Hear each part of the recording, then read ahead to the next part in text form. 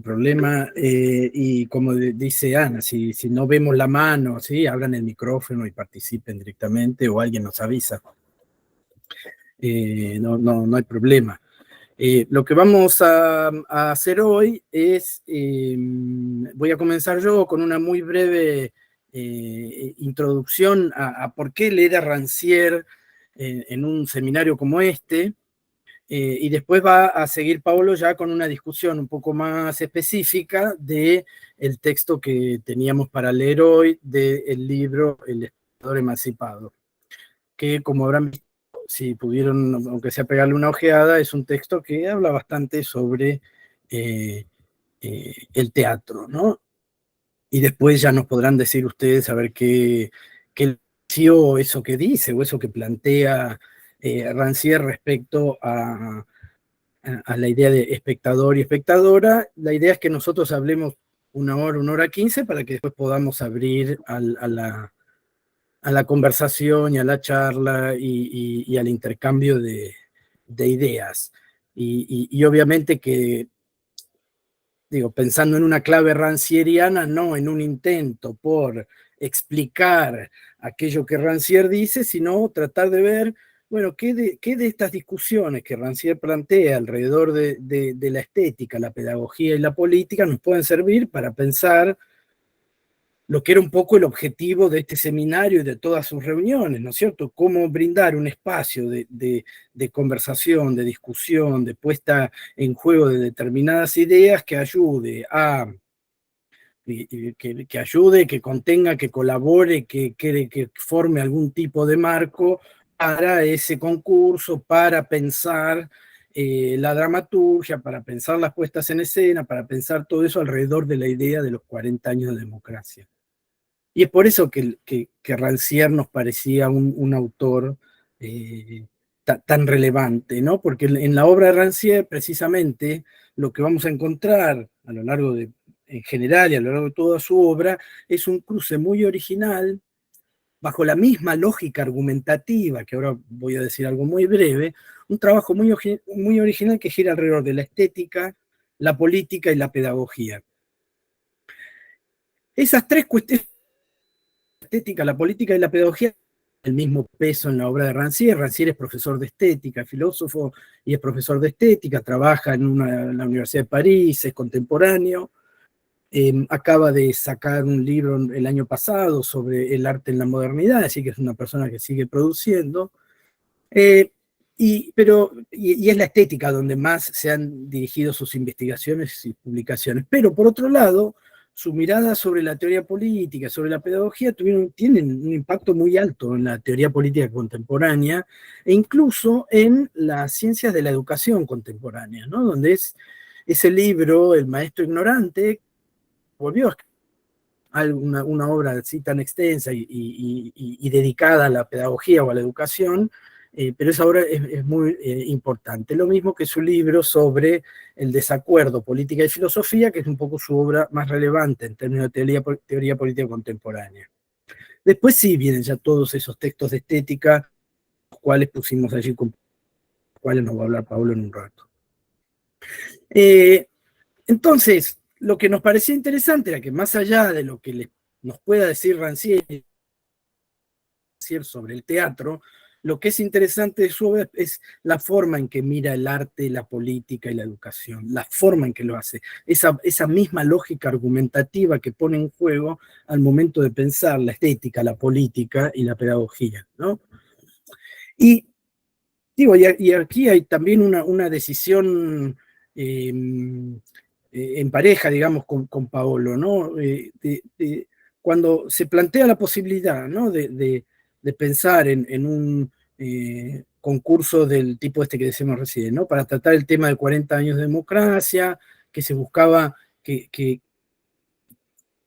traten de, no sé si la palabra es interpelar y si hay alguien aquí de la organización o que pensó quizá con más precisión que yo la organización del seminario, ¿no? Cierta orientación a un público joven de esas obras, ¿no? Es decir, de intentar reflexionar sobre esos 40 años de democracia frente a un público que probablemente lo único que vivió, su única experiencia política es una experiencia democrática, ¿no? Y eso ya nos mostraba dos cosas, si se quiere. Eh, una era que, además de la lectura histórica contextual que hicimos con Paolo de esos 40 años, también que teníamos como cierto objetivo en esta discusión colectiva un tipo particular de espectadora, ¿no? Y de espectadores, ¿no? Y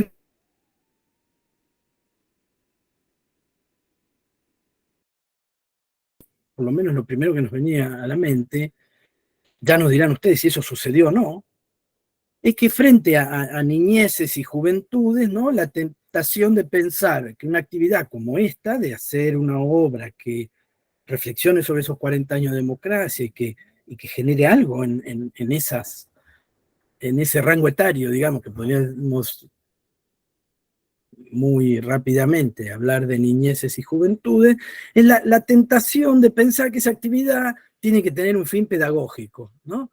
Demostrar una realidad pasada que alguien no vivió, la dictadura, para que puedan disfrutar y políticamente de un presente que viven, ¿no? La democracia.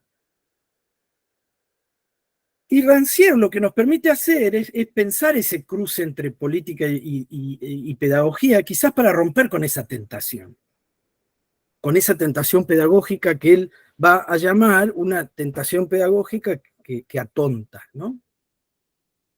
Y mostrar junto a Rancière, al romper esa tentación pedagógica, mostrar que la división del mundo sensible, ¿no? Entre una parte que sabe y otra que no sabe, no es políticamente productiva, ya que no emancipa a ese sujeto al quien nosotros deberíamos estar interpelando para eh, eh, discutir esta idea de 40 años de democracia, ¿no?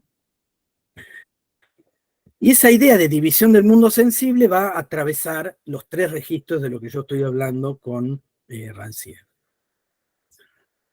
Entonces, la otra cosa que nos dejaba, ahora vamos a volver ahí sobre ese mundo sensible, y va a volver Pablo sobre eso también, ¿no? Pero la otra cosa que nos dejaba ver la convocatoria es que una vez descartada esta primera opción de una pedagogía del atontamiento, de ir a explicar lo que es una dictadura, de ir a explicar lo que es una democracia, y de ir a decir, dictadura caca, democracia bueno, no emancipa, ¿no es cierto?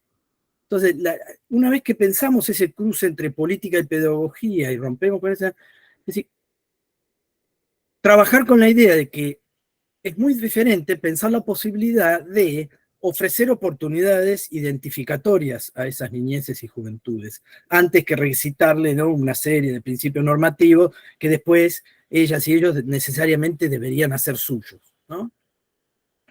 Eh, ¿Qué significa esto de generar oportunidades identificatorias? Eso que aparece como una constante en Rancière, ¿no? De procesos de identificación y desidentificación. Rancière va a decir que los procesos de subjetivación de subjetivación son siempre procesos de desidentificación, ¿no? Yo dejo de identificarme con una cosa para identificarme con otra. Es decir, nunca hay un momento cero de la identificación con algo. Entonces, generar esas oportunidades identificatorias, bueno, debería estar vinculado a esa posibilidad de arrancar al sujeto de un lugar en el que está y ofrecer otra oportunidad identificatoria, ¿no? Y para Rancière, eso en esos tres registros se hace señalando y criticando ciertos abismos, dice él, que separan posiciones, ¿no?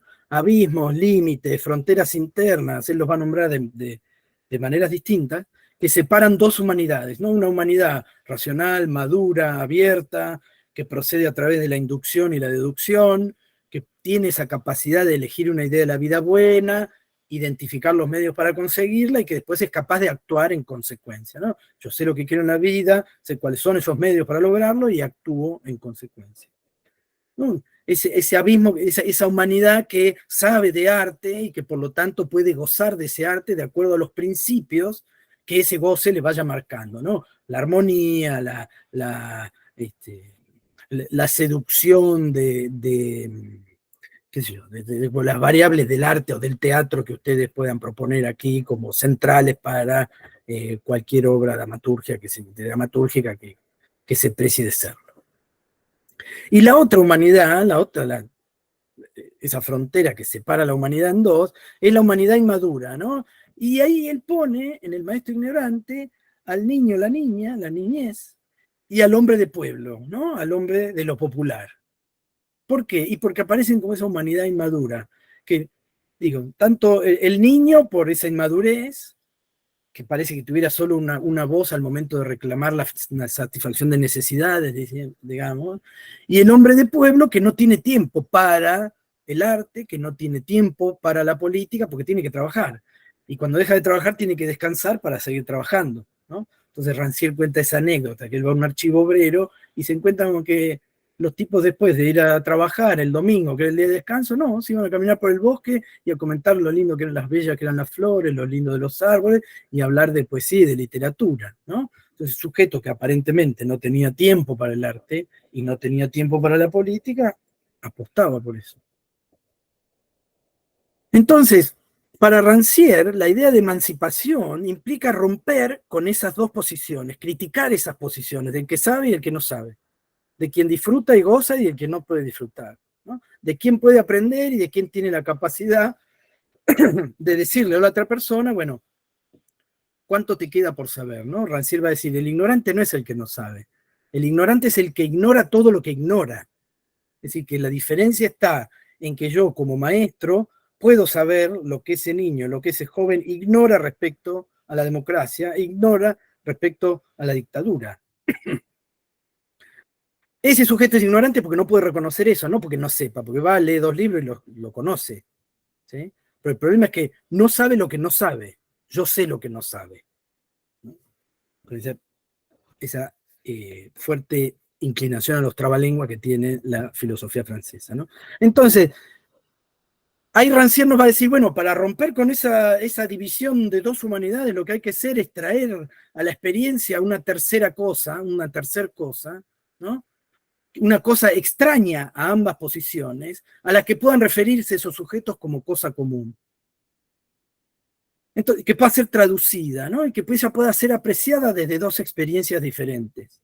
Y ahí me parece que es interesante, ¿no? Que quizá pensar a la obra teatral que puede operar como esa tercera cosa, que nos convoca ya no para pedagógicamente explicar lo que es una dictadura, explicar lo que es una democracia, con una explicación lógica, racional de las bondades que compartimos, ¿no? Por supuesto, de lo bueno de la democracia, de lo malo, lo terrible y lo violento de las dictaduras, pero que en lugar de tener esa estrategia pedagógica nos convoca a compartir ciertas experiencias de libertad, de comunicar esa cierta experiencia de libertad, de apertura a lo otro, alteridad, vínculos sociales atados, vinculados al afecto y no vinculados a la utilización del otro o a la mercantilización del otro, ¿no? Todo eso que supone simplemente compartir una comunidad. Y sabiendo que el efecto, que la narración sobre esa tercera cosa que vamos a poder hacer, ya sea como dramaturgos y dramaturgas, como espectadores y espectadoras, o como críticos críticas de arte, digo, que no se puede predecir cuál va a ser la dirección o el efecto de esa narración sobre la tercera cosa. No se puede anticipar qué va a ser de eso, ¿no? En cierto sentido, ahí uno opera como una provocadora, una provocación irresponsable. Provoca a través de esa narración, provoca a través de esa emancipación de la palabra, terminando con esos abismos, refiriéndose a una cosa externa frente a la cual algo que sea nuevo para esas dos posiciones, quién sabe, quién no sabe, y ahí solo nos queda confiar en lo que Rancière llamaría la igualdad de las inteligencias, ¿no? No tenemos muchas oportunidades de prever qué va a suceder.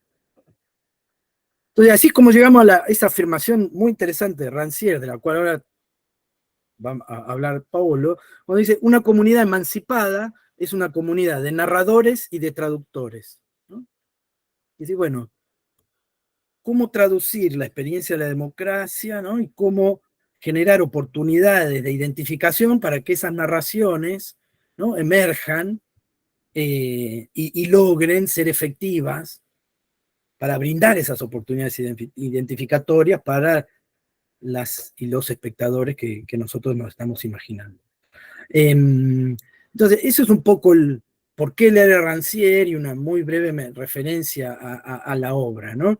Para que podamos charlar ahora sí con Paolo ya más detenidamente de lo que Paolo nos dice en El espectador emancipado. ¿Te parece, Paolo? Si les parece, seguimos con Paolo y después, si hay preguntas, para no ir ocupando tiempos y que después no nos alcance para seguir charlando. Bien, voy a tratar de ser breve esta vez también. Ahí les comparto mi presentación.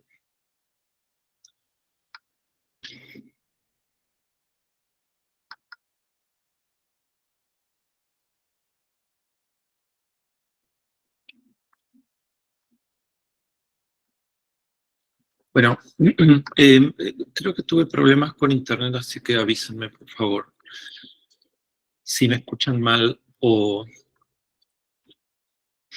no ven nada o lo que sea. Ahí nos vemos, ahí está, nos veíamos al infinito. Ah, sí, sí.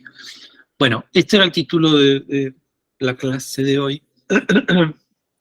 Este es el señor del que estamos hablando y vamos a hacer un resumen, básicamente un repaso de este capítulo, que por ahí tiene sus complejidades, pero también este repaso es para mí y para todos.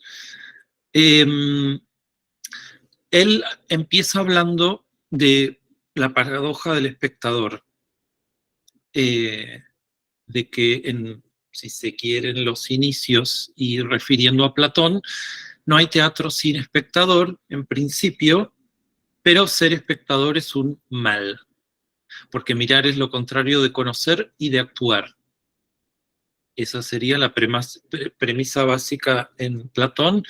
En Platón, en general, las artes eran consideradas una imitación de la realidad y por lo tanto real y por lo tanto algo menor.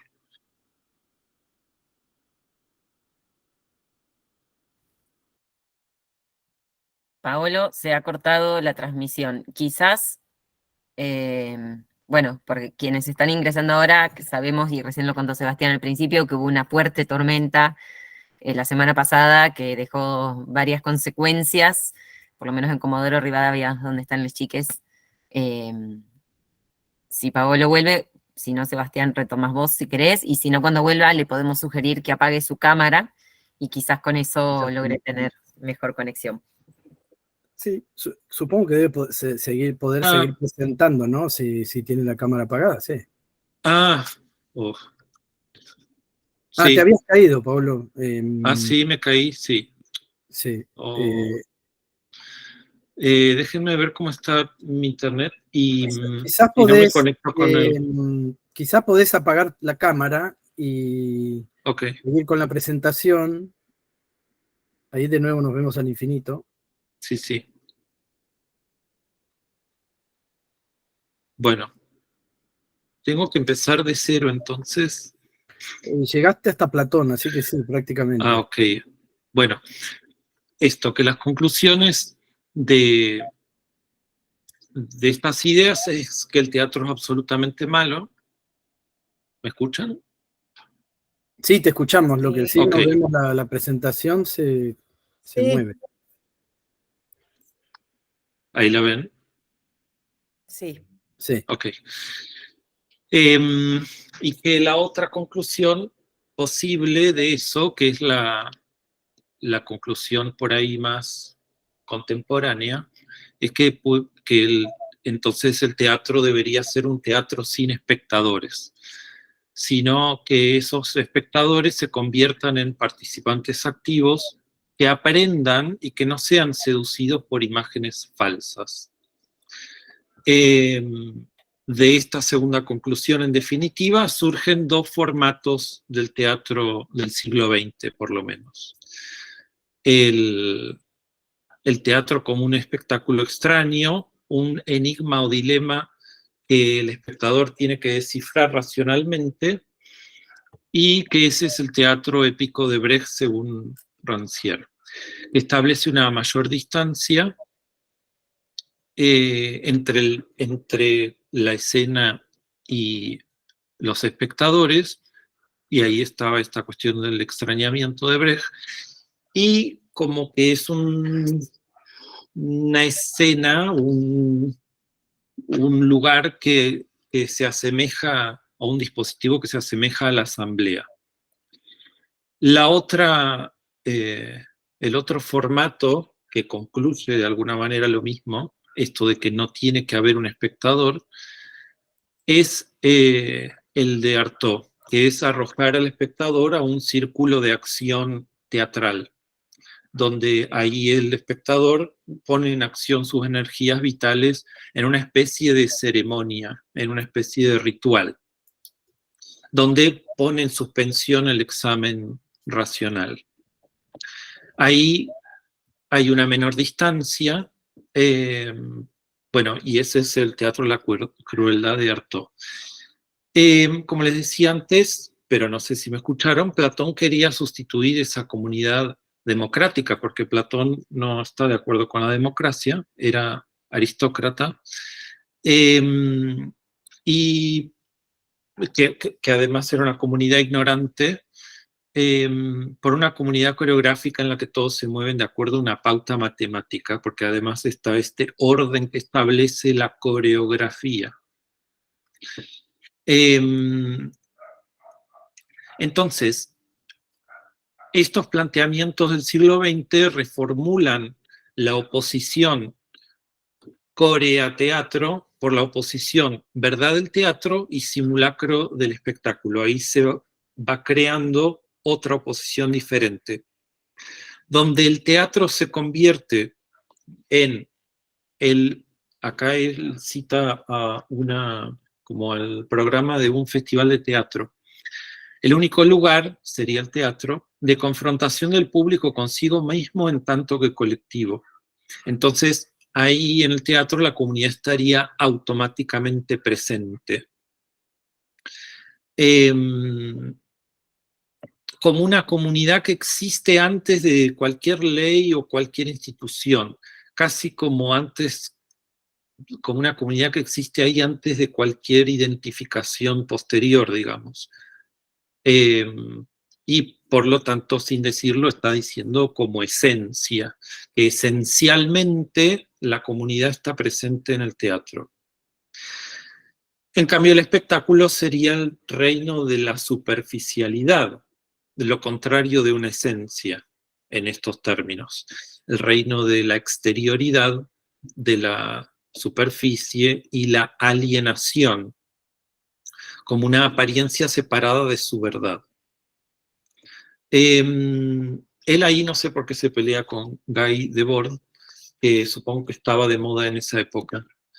Yo no lo conozco mucho, pero él tiene esta teoría de la sociedad del espectáculo. Entonces, el planteamiento de Rancière es reexaminar estos fundamentos y sobre todo lo que va a plantear él acá, pero que plantean, no sé, desde Saussure hasta Lacan, Freud, no sé, todos los lingüistas, todos los psicoanalíticos, todos los filósofos, es que, y Bourdieu también, como que nuestra realidad simbólica se va armando de estos pares de oposiciones, pero también de cómo esos elementos del par se van vinculando con otros elementos a su vez y que también se van a ir oponiendo, como esta especie de cuadrícula, que en definitiva es el estructuralismo. Pero por eso replantear la forma en la que emparejamos ciertas cosas y ponemos como opuestas ciertas cosas, que eso no tiene nada de necesario. Lo que se empareja es que el público se convierte entonces en esta comunidad automática, de que el público que nos viene a ver es automáticamente una comunidad, o que hay ahí algo que es una cosa, además de público.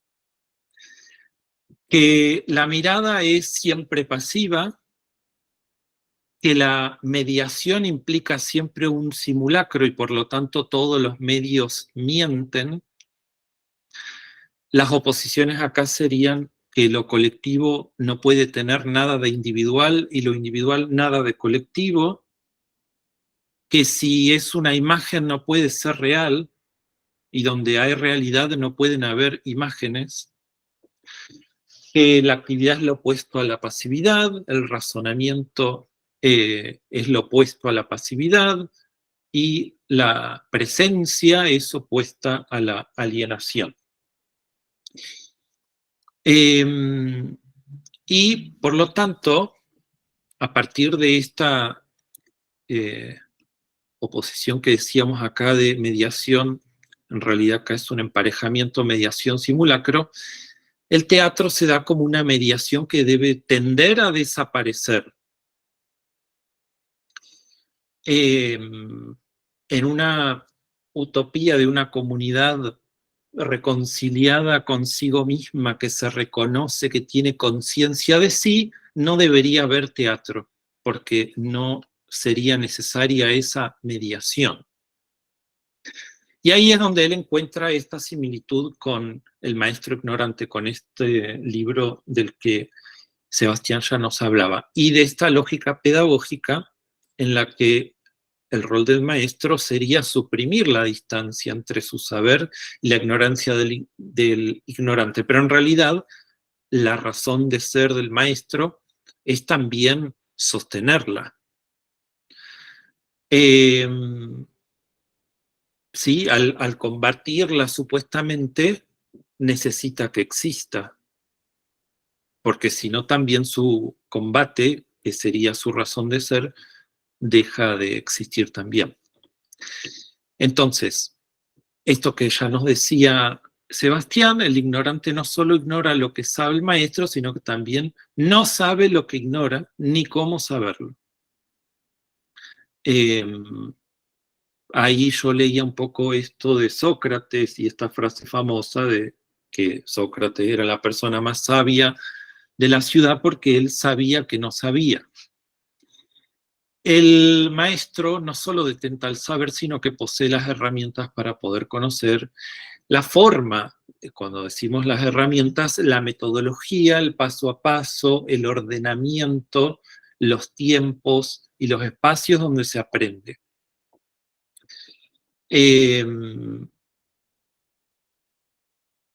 Bien, sí, entonces al alumno le falta el saber de la ignorancia, básicamente. Y puede el alumno saber muchas cosas, pero todas esas cosas están desordenadas para el maestro. Y por lo tanto son... ¿Se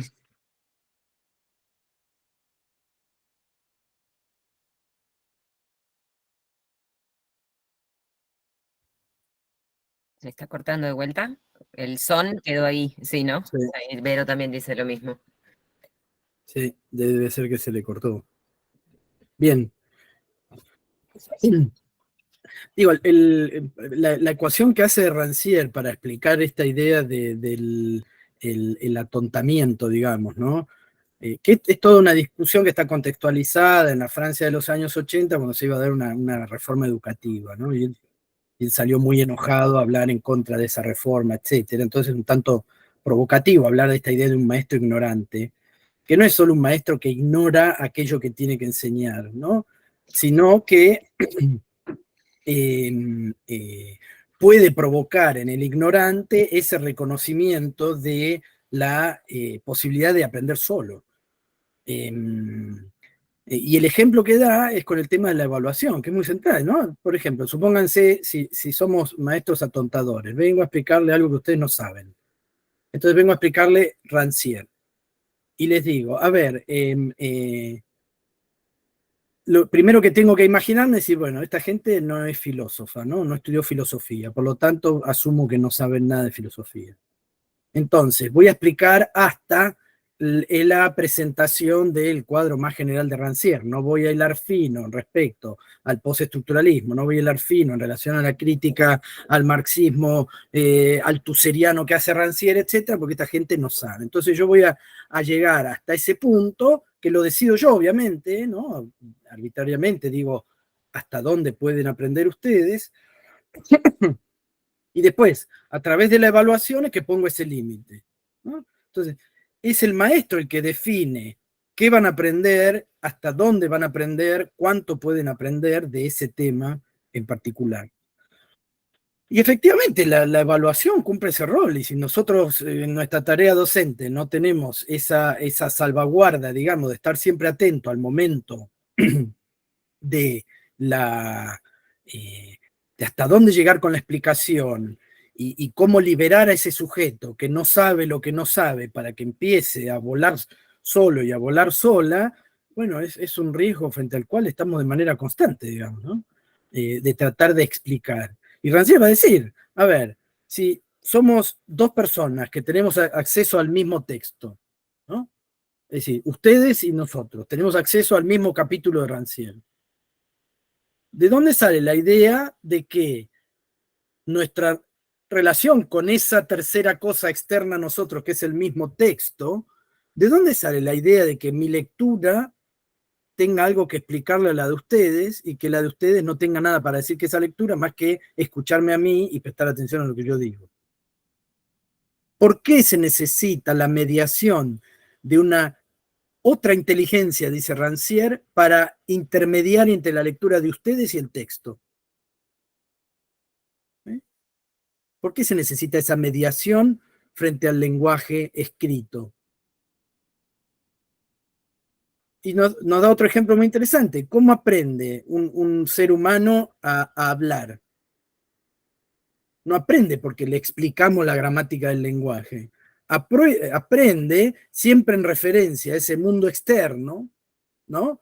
Entonces, ese mundo externo que puede ser el lenguaje, puede ser el mundo material, puede ser lo que sea, haciendo referencia a ese mundo y con un congénere que le va a ir diciendo, no se dice sabo, se dice se, le va a ir corrigiendo algunas cosas, pero no le va a explicar gramaticalmente qué problemas tiene, no le va a dar una explicación que atonta.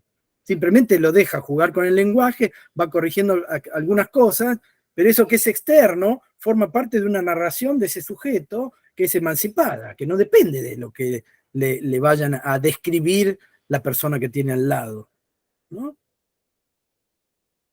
Entonces, el maestro ignorante implica eso. Ahora, ¿cómo funciona eso en relación a un espectador en el teatro, ¿no?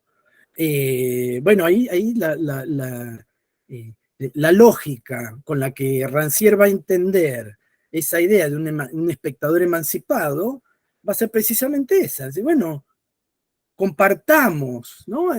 ¿Qué es esa tercera cosa que podemos compartir en una obra teatral que nos permita, desde la dramaturgia, interpelar a una cierta, a ciertas personas de cierta edad o de cualquier característica que tengan, o incluso si no sabemos de qué edad son las personas que van a venir a ver la obra, ¿cómo logramos interpelar sin tener esa tentación pedagógica? Que no es tanto de ponerme como un maestro ciruela a explicar en la obra qué es la democracia, qué es la dictadura, etcétera, etcétera, pero que sí podemos tener la tentación de llevar adelante esas estrategias de decir, bueno, hasta ahí van a llegar, ¿no? De marcarle un rumbo a esa interpretación, en lugar de liberarla, ¿no? Y que eso opere como esa tercera cosa alrededor de la cual se empiezan a dar narraciones distintas, reconstrucciones distintas en base a la historia individual, a lo que el sujeto ya trae, que ya sabe, digamos, y que trae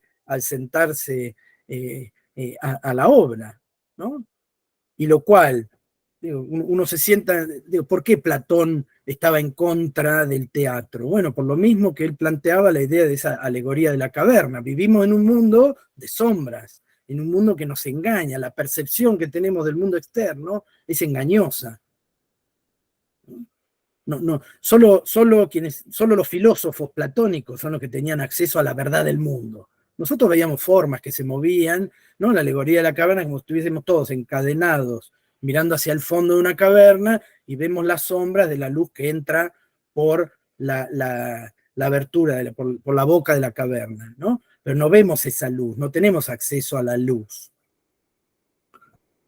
Bueno, en el teatro, para Platón en el teatro sucedía lo mismo, era un engaño el teatro, veíamos cosas que no eran, ficciones, representaciones de dolores, de enfermedades, veíamos cosas deformadas, éramos engañados por esa dramaturgia, ¿no? Bueno, Rancière lo que nos está interpelando a pensar cierta cualidad de alguien que está mirando distinta, ¿no? que pueda lograr construir una narración sin que le digamos qué es lo que tiene que pensar, sin que le digamos cómo es que tiene que reconstruir esa narración. No sé, quizás, y ahí es donde, por eso decía de abrir a la charla y abrir a la discusión, yo no sé si eso es algo totalmente obvio para la dramaturgia, ¿no? Y si es algo literalmente obvio para la dramaturgia en Patagonia, yo la verdad que no sé, ¿no? Entonces eso, por un lado, en relación a la idea de espectador y que podemos seguir charlando.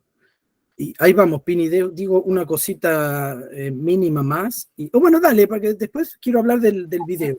Perdón, Pini, dale vos. Vale, una cosita informativa, si me podés decir, pensando en Platón, en la línea histórica del teatro, ¿qué teatro había para que él esté pensando eso? ¿De qué tiempos estamos hablando? Siglo V antes de Cristo, las tragedias griegas, Sófocles, Eurípides, en eso está pensando Rancière. Ah, ¿no? ok, eso, está bien. Exacto. Antígona, ¿no? Entonces, ¿por qué traer a colación en esta discusión sobre qué tipo de espectador vamos a pensar y cómo es que generamos esas oportunidades para que el espectador se lleve una narración propia de ahí, ¿no? Y obviamente que nosotros queremos que esa narración se identifique con la vida democrática. Ahí llegó Paulo, perdón, Paulo. Pero digo dos cositas más y seguimos. ¿Por qué es interesante ese video? Cuando vean el video, en el minuto más o menos, pues yo lo tengo acá abierto, pero no quiero perder tiempo con intentar pasarlo, pero a partir del minuto, ¿no? A partir del minuto hasta 2 minutos y medio, 3 minutos, ustedes van a ver ahí cómo ese corto muy bien filmado habla sobre Comodoro, el relato habla sobre el progreso que esa empresa italiana está trayendo a la región, Comodoro cómo pasó de ser una ciudad pequeña a ser una ciudad grande. Y lo interesante de la toma es que está tomada desde las partes altas de Comodoro hacia abajo, y lo que vemos es como esas películas del cine del realismo italiano, donde hay chicos jugando en trasfondo, ¿no? Personas que están haciendo otra cosa, y uno ve los personajes en el primer plano, y uno ve esos chicos subiendo el cerro, ¿no? Pobres, acarreando leña, y hay 2 o 3 adultos que sonríen a la cámara, y automáticamente la voz en off empieza a hablar de Chile Chico, de la inmigración chilena, ¿no? Es decir, ¿por qué en un documental sobre la industria petrolera italiana en Argentina, por qué tienen que aparecer esos sujetos ahí?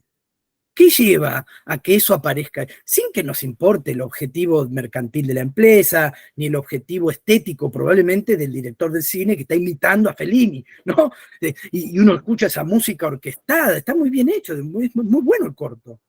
Ahora, ¿por qué están esos sujetos ahí? Bueno, porque la estética lo que hace es romper con esas sensibilidades, dice Rancière. Ahí uno encuentra la politicidad de la obra de arte, cuando aparece algo a lo cual no le podemos dar una explicación. Y en ese relato de progreso aparece la pobreza. ¿Aparece la pobreza cómo? Como el objetivo a derrocar, aquello con lo que tenemos que terminar, o es aquello que siempre va a estar apareciendo y va a permitir que ese progreso nunca se plasme en nada realmente progresista, ¿no? Entonces, esa escena arranca, despedaza, digamos, toda la narración del progreso de la industria petrolera en un lugar inmaduro, lejano, vacío como la Patagonia, todos esos planos desérticos, ¿no? Entonces, por eso estaba ese video ahí, había una colega que preguntaba inicialmente el por qué. Perdón, Paolo, me entusiasmé con los tanos y te copé la parada. No, está bien, es que mi conexión es muy mala. De hecho, Sí. no me animo a seguir mucho de corrido. No sé hasta dónde me escucharon. Capaz No que te me preocupes, escucharon. Pablo. ¿Por qué no Sí. nos vamos al cierre ya y abrimos, si te parece, Sí. a charlar, y ahí se te van a ir ocurriendo otras cosas y podés seguir presentando? ¿Querés Sí. que hagamos Dale, hagamos por eso. las dudas? Sí.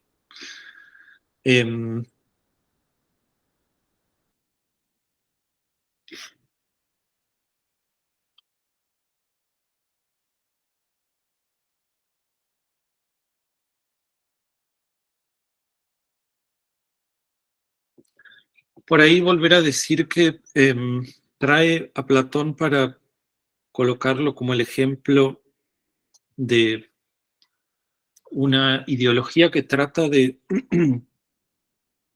este es el concepto que trabaja en todos, o casi todos sus textos Rancière, de establecer un reparto de lo sensible más o menos fijo.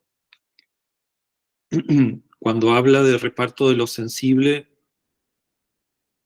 habla de un orden, de una partición del todo, que supuestamente puede ser la comunidad o la sociedad, pero en la que cada uno tiene su lugar de ubicación específico. Entonces ahí está esto de el artesano trabaja, no tiene tiempo de hacer otra cosa, no tiene la capacidad de hacer otra cosa. El cuestionamiento entonces a través de esta igualdad de las inteligencias es que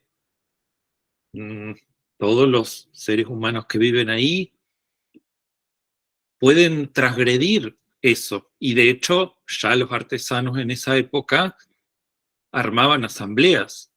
O sea, ocupaban su tiempo en algo que no deberían ocupar, porque no tenían ni la capacidad ni el tiempo, pero aún así lo hacían.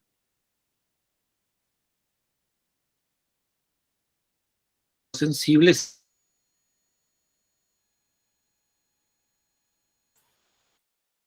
Sí, pobre Paolo, se le vuelve a cortar la...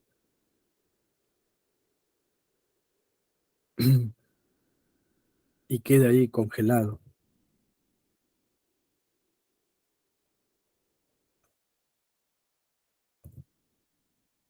Bien. ¿Quieren que comencemos con algún tipo de diálogo hasta que vuelva Paolo, pobre? ¿O quieren que volvamos algo más sobre Rancière y esta idea de espectador emancipado, ¿no? ¿Por qué es importante Platón? Por esa distinción, ¿no? Entre... Ahí está Paolo. Sí, pero Ahí volviste.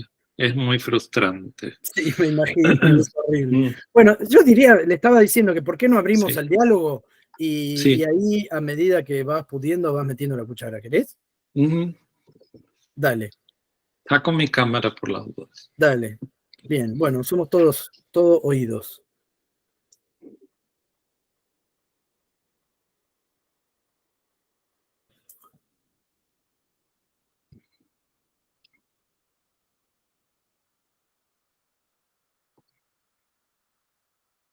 ¿Quieren que empiece con alguna pregunta? Decir, bueno, a ver, ¿cómo pensamos esa figura de...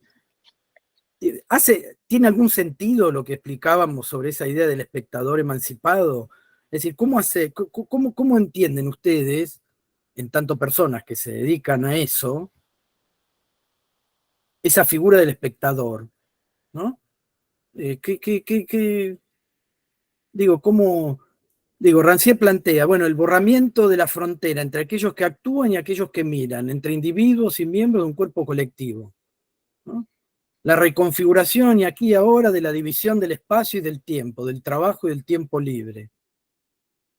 Bueno, ¿cómo entienden ustedes esa figura del espectador? ¿Se escribe dramaturgia pensando en un espectador o no?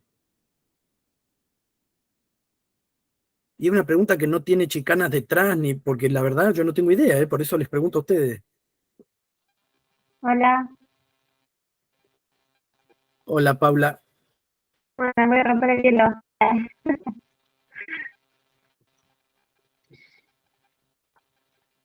¿Escuchan o no sé si se escucha? Sí, se escucha. Ah, bueno. Yo estoy ahora en un proceso de creación de una obra que la está escribiendo un compañero y estoy como acompañando un poco el rol de dirección o algo así, pero que es como parte del proceso de creación, como parte de un proyecto medio como social también en un punto social cultural de acompañar el desarrollo de producciones teatrales acá en mi pueblo donde estoy viviendo, que no por ahora actores o gente haciendo teatro. Perdón, Pauli, Hola, la China te habla. Se está cortando, no sé cómo están el resto, si están entendiendo o se está cortando un poco. No sé si la Ahora opción... si apagar la cámara se escucha mejor, a ver. Bueno, a ver. Bueno, capaz que justo tenía el micrófono. ¿Ahora sí se escucha o no? Se escucha como si estuvieras haciendo gárgara, digamos. La voz se A ver, escucha mal. espera, me voy a sacar el... Porque son Bluetooth. ¿Ahora? Ah, ahí se escucha perfecto. Estos auriculares me los compré ayer y no Ah, los entiendo. Creo que hacen algo raro. sí. Bueno. No, bueno, nada, contar que estaba así en un proceso de creación de una obra que es como parte de un proyecto de acompañar el desarrollo de producciones teatrales acá en mi pueblo, donde todavía no hay mucha historia reciente, por lo menos, de grupos de teatro.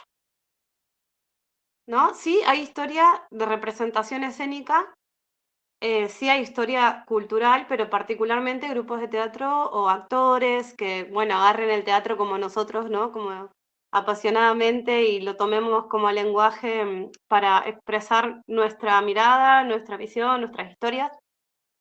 De acá, de este paisaje, bueno, por ahora estamos ahí como queriendo armarlo, ¿no? Y me quedaba pensando de que no hay una distinción grande en este momento entre espectadores y actores, para mí, porque los actores están siendo los mismos compas, colegas que por ahí son profes, otra cosa, y que se acercaron ahí con el interés de experimentar el rol de actores, pero es como que, bueno, mi pensamiento respecto a lo que decían del espectador emancipado, también es como el espectador emancipado, el actor emancipado, el director emancipado, el dramaturgo, como que cada uno de los roles tiene que tener la apertura suficiente como para integrar las miradas para que esa comunicación sea más amplia, digamos. O sea, poner el proceso nosotros estamos componiendo una obra que habla, bueno, sobre no sé si da para contar la obra, porque por ahí perdemos mucho tiempo. Mejor voy como a decir que en el proceso de comunicación y de creación intentamos integrar una mirada como colectiva, si bien la dramaturgia está escrita por una persona, pero como la apertura de decir, ¿cómo lo ven a esto? ¿Cómo nos apropiamos de esto? ¿Cómo?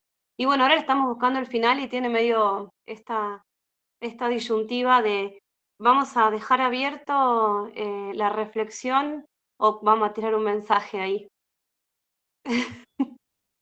No nos cuente el final. ¿Eh? No nos cuente el final, digo. No, no, y bueno, el otro día se me ocurría en estas posibilidades de hacer tipo un final participativo, digamos. Bueno, pero por ahí tenés damos un mensaje. Bueno, a ver, ¿cómo jugamos con ese mensaje? ¿No? Porque ahí es donde yo veo la tentación pedagógica de la que hablaba al principio, ¿no? A ver, vamos a tener un mensaje. Bueno, y quizás... Perdón, tengo un paréntesis nomás y ya me silencio. Que el mensaje es, ¿hay o no hay esperanza? Es como más que una pregunta. Sí. Por eso como, vamos a decir, no, sí, esto tiene que haber alguna forma de resolverlo o no hay forma. Y capaz que no da para cerrar, tirar la mirada propia de eso. Claro. Pero la mirada propia ahí es una duda y por eso no es una certeza que se baja. Claro. Y me parece más interesante. Y sobre todo por si es honesta, digamos, si es esa la situación en la que están ustedes. ¿Por qué tendrían que inventar una posta si no la tienen? O, bueno, por eso, en el proceso de elaborarlo, capaz que también se llega a una certeza o una posta, y si es eso, también supongo ser sincero con eso. Ahí Viruta y Sudor está levantando la mano desesperadamente, pero no creo que te llames así, pero vos dale. Ahí, o sea, está justo silenciado. Activa el micrófono. Ahí está, ahí va. No, Sí. Viruta y Sudor es la compañía nuestra que está formada por Jorge y Violeta. Violeta va escuchando, está por ahí detrás escuchando.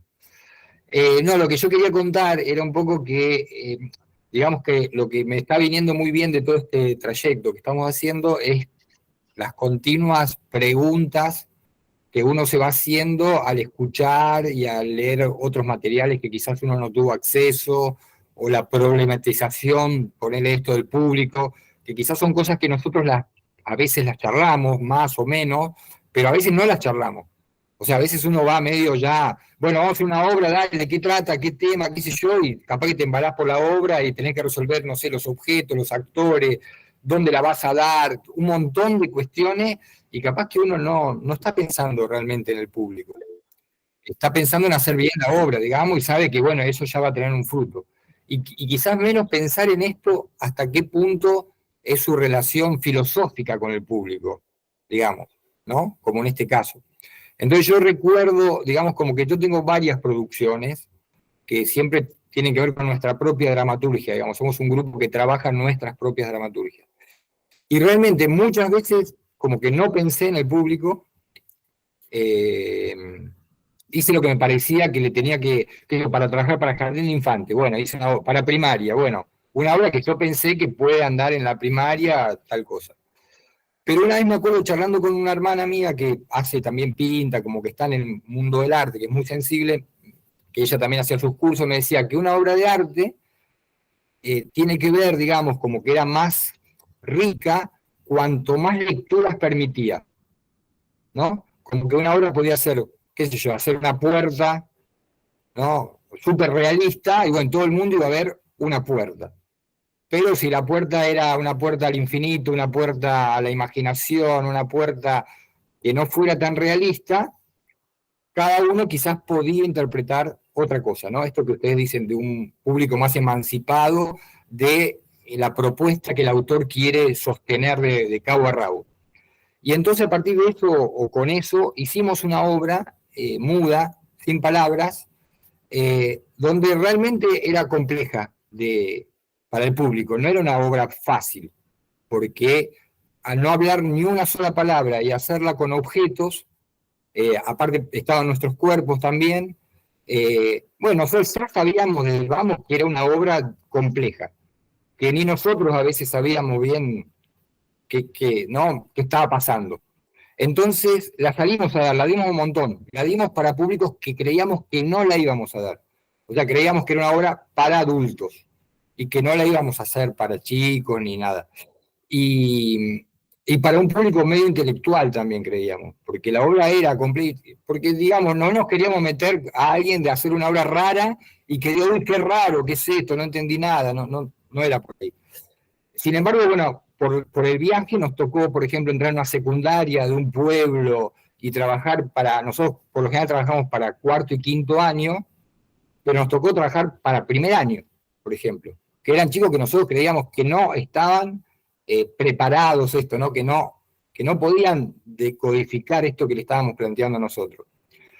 Entonces, bueno, yo le abría con una especie de preámbulo, justamente para que no sea también una bomba, y decía, chicos, esta obra es media complicada, es medio difícil, nosotros cuando ya le decimos nos dimos cuenta, no tiene una palabra, no le vamos a explicar nada, así que ustedes la tienen que ver, y bueno, después verán qué les pasa, después nos dicen, después vemos y charlamos un poco, pero no le pregunten al compañero de al lado si entendió o qué dijeron, porque no decimos nada, no vamos a repetir las escenas, o sea, no se pierdan nada, pero bueno, bánquensela, me dio un poco así. Ese desafío venía bien, porque ya los predisponía a que iban a ver algo raro, ¿no? Entre comillas, y que ellos tenían que descifrarlo, que no iba a venir fácil. Y bueno, la verdad que era hermoso después ver lo que pasaba después, que intentábamos un debate, una charla, y la verdad que había un montón de miradas. O sea, yo decía, bueno, la primera escena, a ver, ¿qué les pareció? Y bueno, uno decía una cosa, uno decía otra cosa, otro decía otra cosa, y la verdad que todas esas miradas tenían que ver. Algunos como que casaban más lo que nosotros realmente habíamos querido decir, pero algunos que estaban en los alrededores de eso, no estaban afuera de eso, ¿no? Y en esa obra yo pude percibir un poco esto que ustedes están diciendo, quizás, de cómo sin ser puntual, ni más allá de que nosotros sí estábamos tratando de armar una obra que sí contaba una historia y todo, el público no tenía todos los elementos para descubrir eso que estábamos contando. Y la verdad que igual funcionaba. Y mucha gente nos agradecía un montón también la obra y que yo, la valentía, bueno, un montón de cosas más, como que lo tomaban como algo, eso, como agradecían que la obra permitiera muchas más lecturas que una unívoca, ¿no? Bueno. Buenísimo. No, bueno, pero bueno, fíjate que son las mismas cosas que estábamos discutiendo y que el texto de Rancière va a ir a discutir. Está buenísimo lo que contás. Jorge era. Jorge, vos sos Sudor y Violeta es Viruta. Ah, sí, sí. Bien. Cristian de Campos levantó la mano. Hola, ¿cómo están? Bueno, pensando un poco en lo que se viene ahí viendo, no me parece ingenuo el término de la emancipación cuando ¿no? La emancipación en términos de definición sería como la libertad de un menor por sus padres, ¿no? Un menor es libre cuando está emancipado de sus padres, tiene derechos y obligaciones como cualquier otro ciudadano. Me parece que, yendo un poco a la pregunta que vos hacías, Sebastián, del hecho de que si la dramaturgia produce esa, no sé si la confeccionaste así, pero si la dramaturgia produce esa emancipación, creo que la emancipación que por lo menos nosotros estamos transitando desde el grupo es más ese tercer tiempo que se produce en el encuentro de la escena y el espectador. La emancipación, yo le podría decir que es ese tercer tiempo, ese encuentro donde se produce un campo de alguna manera interpretativo que trasciende el cuento que nosotros estemos contando, ¿sí? Como que la libertad no se podría describir más que se podría vivenciar. Me parece que hay un montón de cosas que podemos tener en cuenta a la hora de pensar nuestros procesos creativos, pero hay otro montón de cosas que quedan libradas al azar, que ese es esta emancipación que tiene que ver un poco con esa libertad, ¿no? Que por un lado tiene como el 0 no 0, las dos caras de la moneda, la del drama y la comedia, donde cada una va operando según, a veces la libertad es algo positivo y a veces la libertad es algo como la alegoría de la caverna, ¿no? Como que es esa búsqueda que está en una afuera, que cuando estás en esa afuera estás perdido.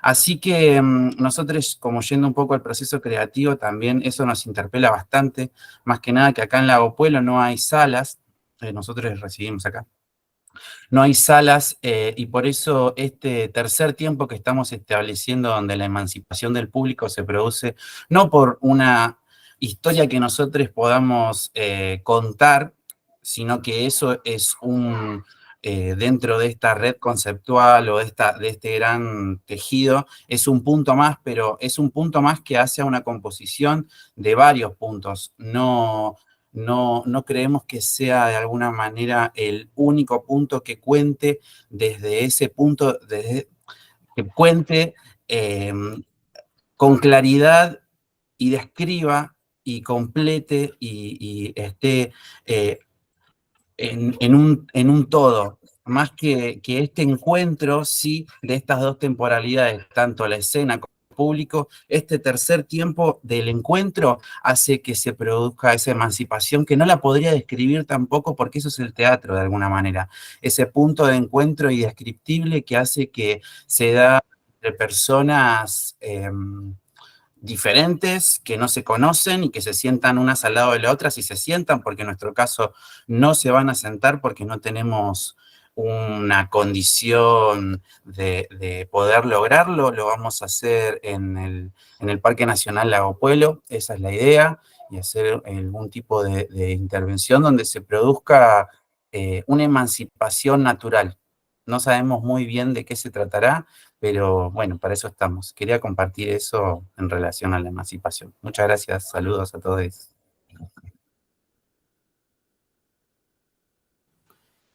Buenísimo. Bueno, es que como ese tercer tiempo, Rancière ahí en el texto habla de una tercera cosa, ¿no? De algo externo a esas dos posiciones que podamos narrarlo de forma distinta. Está bueno. Ahora Mariana levantó la mano, después Martín y después Julia. Sí, yo quería hacer mención de la primera parte del texto de Rancière, que me parece que resume todo esto último que se estuvo diciendo, que la parte donde dice lo compartido es también lo partido y lo repartido, en reunión y dividido, aquello que podemos ver o no ver en un espacio común, cada uno y cualquiera. Creo que eso un poco resume esta situación en donde uno presenta la obra, pero finalmente la comparte, ¿no? Y la reparte, y en esa repartida, cada espectador recibe un diferente mensaje, o no es un mensaje la palabra, una diferente, digamos, sensación o percepción o entendimiento de lo que acaba, de la experiencia que acaba de ocurrir, ¿no? Me pareció eso. Bien, gracias Mariana. Está buena la cita que trajiste. Y son palabras que a Rancière le usa mucho, compartido, repartido, ¿no? Cómo repartimos el mundo sensible. Este puede disfrutar, este no. Este puede entender, este no. Y así. Dale, Martín. Bien, bueno, yo quería retomar de ahí. A mí me pareció por lo menos interesante hoy cuando alguien dijo de poner en contexto, ¿no? Cuando estaba hablando Rancière, a qué se refería, de que hay que emanciparse. Me parece que está bueno entender eso, y porque hoy cuando hablaban de Rancière me daba la sensación que se estaba hablando hoy también, ¿no? Como Rancière dice, como en presente, ¿viste? Y lo dijo hace tantísimo tiempo, entonces me invita a pensar también de qué otras cuestiones hay que emanciparse, como expandiendo a un todo, ¿no? Y también me quedé con una frase que hablaba de la transformación de la sensibilidad, de desarmar esas miradas llenas de certezas, o algo así decía parte del libro, pero básicamente eso es lo que me atrapaba, ¿no? Algo dicho hace tanto tiempo y que hoy nos invita a eso, de qué más somos rehenes, de qué más hay que emanciparse, ¿no? Y particularmente qué era lo que veía, percibía o sentía él en ese momento preciso, ¿no? Que lo llevaba a hacer esta reflexión, digamos. Sí, ojo que Raciel es contemporáneo, ¿eh? O sea, y como te decía, sigue publicando. Ahí, respecto a lo que piensa ese sujeto, ¿no? Cuando escribe y al contexto, ahí, no sé, yo te puedo dar mi mirada sobre eso. A mí no, porque esa es una disputa también muchas veces con la gente que hace historia. Como que la historia, el contexto histórico determina aquello que el sujeto puede decir y aquello que el sujeto no puede decir, ¿no? Entonces, cada obra teatral debería estar vinculada a un contexto que le permita hacer ciertas cosas y no otras. Y a mí me parece que no es así, digamos, que el contexto estructura de algún modo, determina algunos significados, cierra algunas posibilidades, pero abre otras que se le escapan al contexto, ¿no? Y el sujeto cuando repite el contexto siempre lo va cambiando.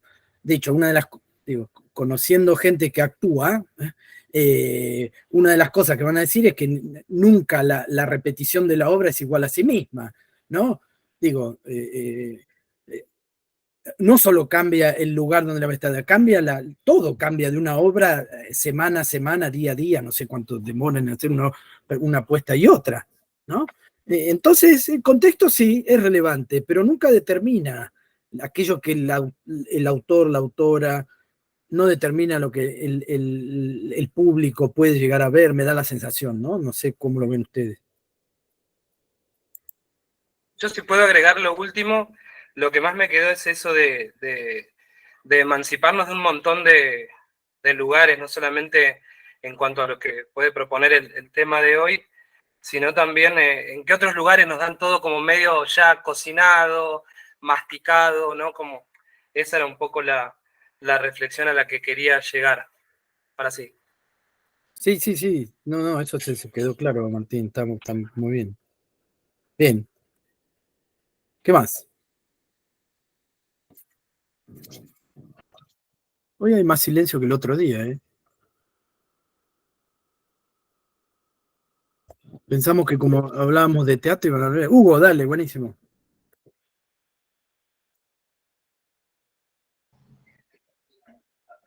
Eh,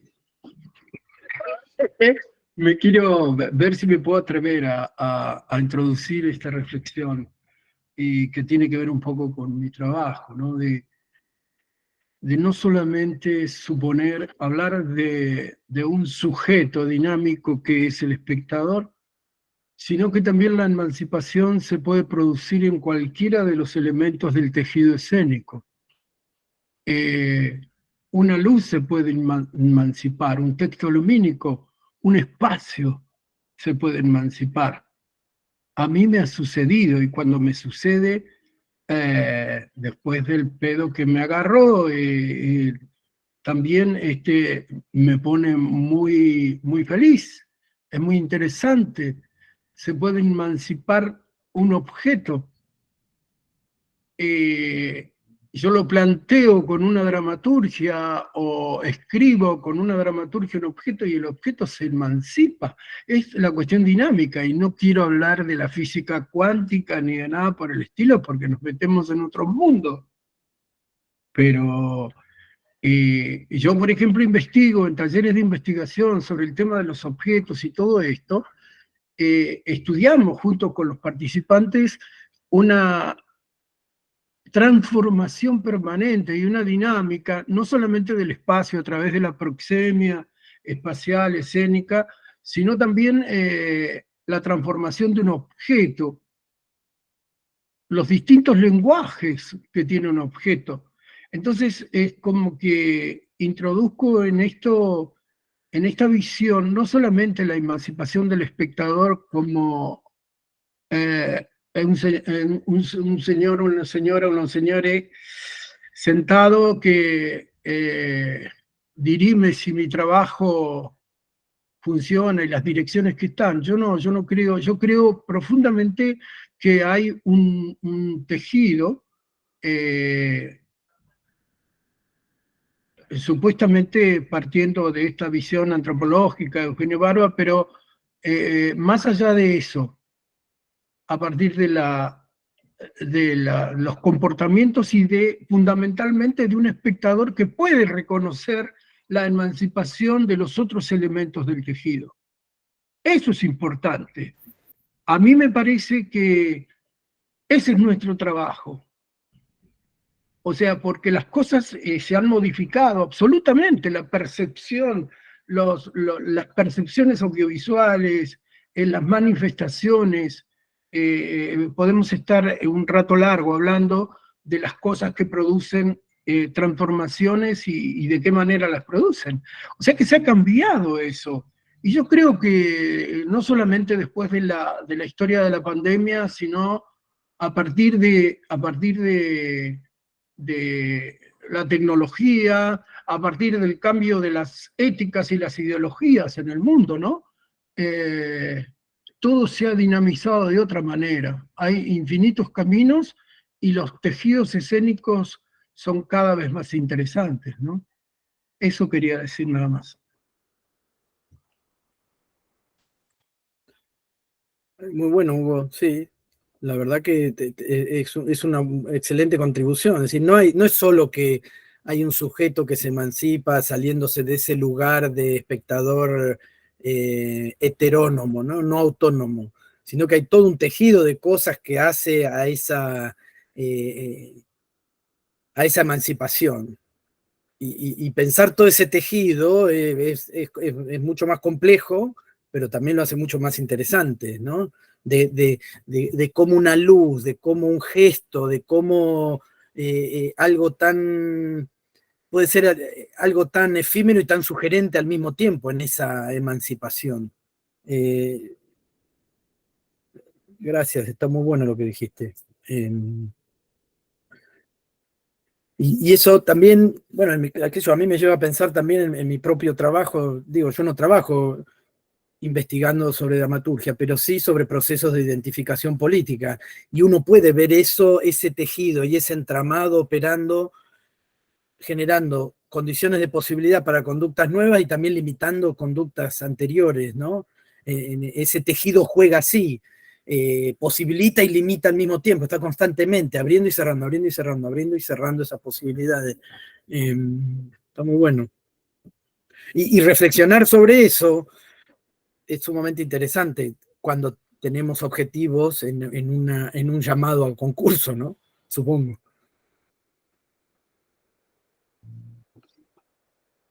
Paolo, no sé si estás en condiciones de Sí, decir algo. justo, sí, bueno, espero poder llegar a decir algo.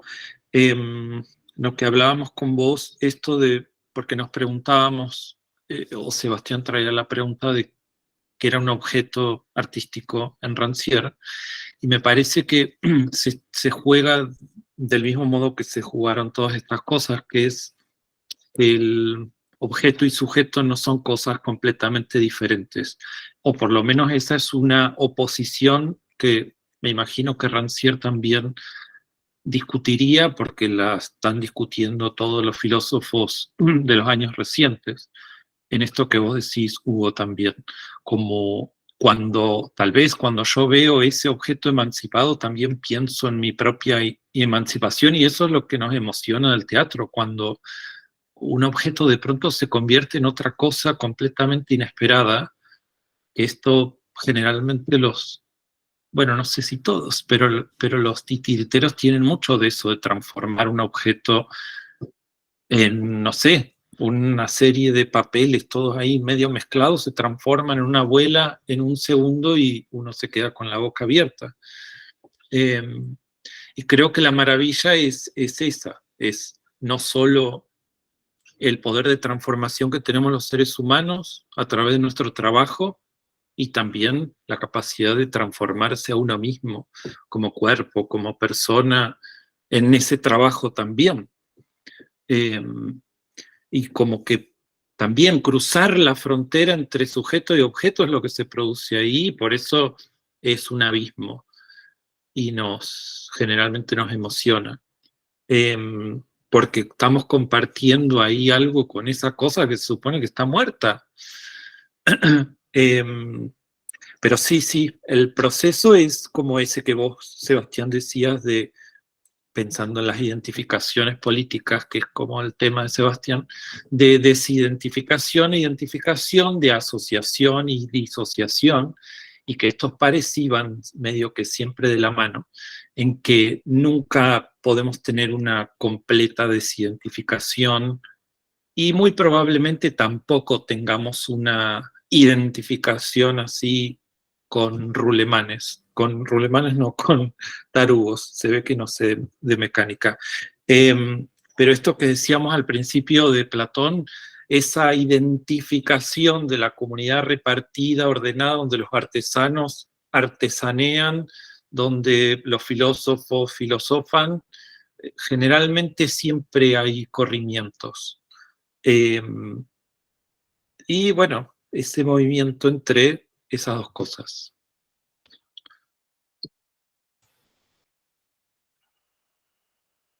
Incluso ahí yo le doblaría la apuesta a lo que planteaba Hugo, ¿no? Este tejido que incluye sujetos y objetos. ¿Por qué no pensar también formas de leer el mundo en lo cual la distinción entre sujeto y objeto está también puesta en cuestión, ¿no? La división entre sujeto y sujeto es bien occidental y moderna. Ahora, ¿qué sucede cuando lo que nos habla es un Nehuen? O lo que nos habla es un objeto de la naturaleza que tiene figuraciones de agencia, que desde la cosmovisión occidental y moderna no debería tener agencia, ¿no? Bueno, digo, ahí, ¿cómo pensar una obra que ponga a hablar a ese mundo al cual... Y ahí sí que eso aparece como una tercera cosa externa a ese mundo europeo, sobre lo cual solo nos queda confiar en las narraciones del sujeto que puede interpretar esa materialidad, porque ese Nehuen tampoco le habla a cualquiera, no me habla a mí, ¿no? Entonces, ahí lo único que me queda es confiar en la narración y en la traducción que ese otro hace sobre ese objeto externo, confiar, incorporar esa lectura del mundo, ¿no? Al cual yo no tengo acceso, pero debo reconocer. Y no deje de lo debo reconocer porque soy un capo, no, lo debo reconocer porque está ese mundo ahí, está viviendo y lo estamos lastimando, etcétera, etcétera, ¿no? digo, me parece que la mirada de Hugo complejiza eso en ese sentido también, y se puede llevar más allá. Bueno, ¿qué hacemos? Eso es objeto, eso no se transforma en otra cosa cuando hace ese clic que nos emociona y que después nos lleva a emborracharnos, ¿no? Capaz que deja de ser un objeto. Dale, Hugo.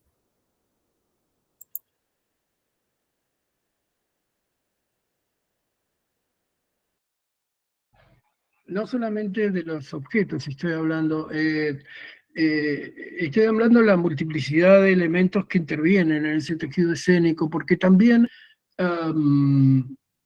y esto tiene que ver con eso que yo no sé, no me acuerdo si lo dije acá o lo dije en otro lado, esa definición casi sociológica del ser humano como un ente biopsicosocial, geográfico, histórico y político. Eso nos permite a nosotros empezar a pensar en la territorialidad, pero no como un feudo inerte ahí, sino como una forma de generar esta emancipación también en la forma de ver, en la forma de pensar, en la forma de reaccionar. Entonces me parece fundamental reconocer las distintas y diversas identidades que existen, y viene bien para traer dentro de estos 40 años de democracia también el tema de las diversidades, ¿no? Y cómo las emancipaciones y las transformaciones en este momento de esta supuesta transición también van a surgir de una emancipación desconocida que tenemos que conocer y que tenemos que asombrarnos de eso. Y hay muchas diversidades, y existen muchas diversidades y que se manifiestan con otros lenguajes, ¿no? Y que también reaccionan con otros lenguajes que hasta ahora nosotros estábamos metidos en una forma más bien estática, también del teatro y toda esa historia, y yo creo que todo se ha empezado a mover, todo se ha empezado a cambiar, ¿no? El convivio ya no es entre actores y espectadores, el convivio es entre la iluminación, entre un espacio que tiene una dinámica, tiene unos objetos que se transforman en base, lo meto ya en la física cuántica, o se transforman a partir de la direccionalidad de una luz. O sea, la creación y la manifestación se ha vuelto maravillosamente compleja, y me parece que esa es la celebración de nuestros años de democracia y lo que nos han traído, ¿no? La aceptación de esa diversidad que también aparece en los elementos de la creación.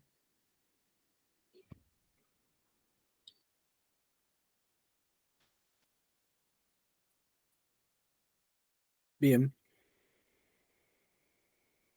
Bien, ¿qué otros comentarios tenemos?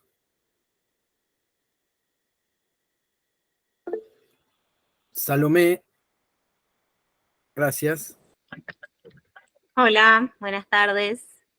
Bueno, además de también estar muy estimulada con este trayecto y con la vivencia cotidiana en los espacios en los que habito, en los que trabajo, en los que también la creación aparece todo el tiempo, ¿no? Ahí a la orden del día, en relación a las cosas que tenemos ganas de transformar, digo yo, más de lo urgente. Siento que la actividad artística para mí siempre tuvo esa de las cuestiones más emancipadoras que agradezco haber podido acceder, es esa capacidad de comunicar y de sensibilizar desde un lugar tan inmediato y tan permeable a lo que pasa alrededor.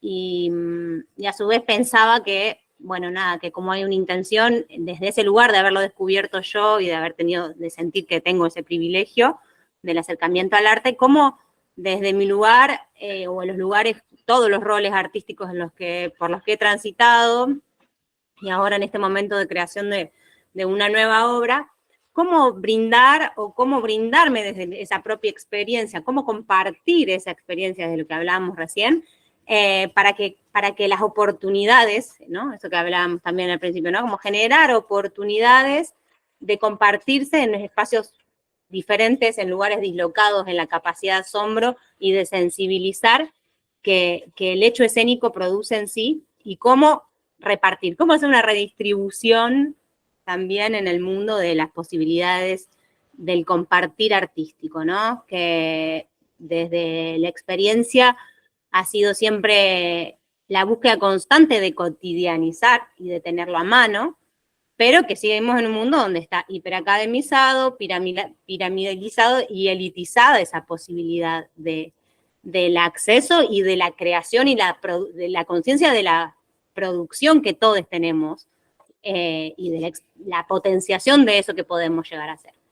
Todo esto con mi rol docente, y como la sensación de que hoy tuve jornada pedagógica y hablaban de la evaluación y no trabajamos con Rancière, no trabajamos ni con Freire, se trabajó, bueno, sobre un texto de por qué seguir sosteniendo las evaluaciones de un lugar donde no haya tanto control, ¿no? Poder librar a repreguntarse sobre para qué se evalúa, encuadrar al estudiante. Bueno, yo soy preceptora, ¿no? En la escuela, en secundario, pero siempre estoy ahí en una pata de la docencia, que siempre lo docente más en relación a lo artístico, pero ahora que estoy de preceptora, con esas ganas urgentes de transversalizar esos mundos, ¿no? Cómo la educación, siento que si bien la defendemos tanto, cómo está tan encorsetada, cómo está tan piramidalizada, cómo cositas básicas que dijiste hoy sobre, bueno, suponemos, ¿no? Cómo dejar de suponer a la hora del encuentro con el otro, que eso no implique un lugar de poder tan alto que ya supongo todo, entonces no voy a dejar nunca voy a habilitar una pregunta, ¿no? Nunca voy a pensar que me estoy compartiendo y que me voy a asombrar con quien tengo de espectadores, de estudiantes, de colegas, ¿no? Como eso, ¿no? Pensaba eso, cómo transversalizar eso, y me ayudó mucho hoy el pensar eso, que las propuestas de obras en escuelas secundarias, que es lo que me gusta hacer hace muchos años, me gusta problematizar y llenarme yo de preguntas todo el tiempo y de que devuelva que hacer muchas preguntas y mucha sensibilización que ha pasado mucho tiempo se ve, o que quizás pasan tiempos que uno ni sabe lo que produce. Me preguntaba eso, ¿no? ¿Cómo presentar desde esto que estamos hallando como emancipador? Que es abrir un debate preguntando, no suponiendo, dejar que digamos que todo un montón de cuestiones de sensibilidad tengan sus canales de comunicación, que se continúen, ¿no? Porque también hay como una responsabilidad sobre la continuidad de eso, y cómo ponerse desde ese lugar de lo que está chocando paradigmáticamente, que es eso, en vez de lo binario del o, vamos a tratar de trabajar con el y en vez de la suposición, vamos a tratar de preguntar lo que nos dé duda. Y si lo respondemos o no lo respondemos, no, ahí sí, ya me voy del teatro, digo, como relaciones humanas, como necesidad de politizarnos desde ese modo. Eso, no sé a dónde iba. No conté nada de la obra en sí, porque es esto, es toda una pregunta ahora de eso, cómo presentar y cómo compartir desde un lugar humilde una propuesta escénica que es disruptiva, porque está en un espacio donde no está habituado y falta mucho para que sea cotidiano la experiencia artística, que es lo que más deseo para todos. Gracias, Salomé. Sí. No, por más que no hayas contado, se queda muy claro la relevancia de lo que dijiste, sí, de romper esos abismos que separan posiciones, dice Rancière, ¿no?